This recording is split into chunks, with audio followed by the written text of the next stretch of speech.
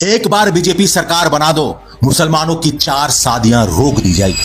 आप भाजपा सरकार बना दो, पूरे पश्चिम बंगाल में कोई 4 शादी नहीं कर पाएगा, कोई 4। बंगाल की रैलियों में जब नेता ये बोलते हैं तो पूरी भीड़ जोश में आ जाती है। क्यों? क्योंकि आपके दिमाग में ये बात ठूस दी गई है कि हर मुसलमान घर में 4-4 बीवियां बैठी है। पर क्या आपने कभी डेटा खोलने की जहमत की है?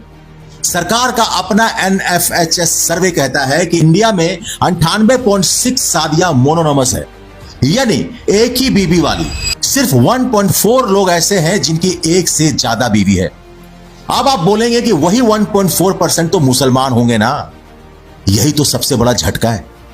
इस 1.4 की लिस्ट में मुसलमान टॉप पर है ही नहीं। सबसे आगे है क्रिश्चियन 2.1% के साथ, मुसलमान उससे नीचे है 1.9% पर, और हिंदूज सिर्फ 1.3%। मतलब मुसलमान और हिंदुओं के बीच का फर्क सिर्फ और सिर्फ 0.6% का ही है। क्या इतने माइनर फर्क के लिए पूरे देश में नफरत का माहौल होना चाहिए?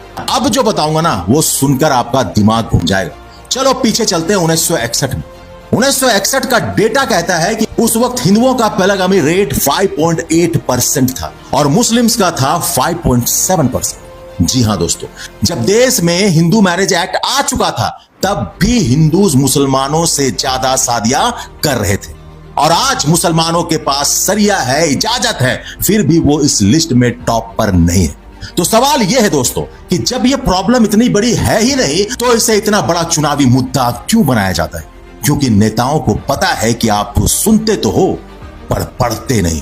और बहुत अफसोस की बात है कि यह फैक्ट ना कोई नेता बताता है और ना मैंने कभी मुसलमान नेता या कोई इन्फ्लुएंसर से सुना है। अगली बार कोई नेता यह डर दिखाए ना तो उसे यह 0.6 वाला लॉजिक जरूर पहुंचाना।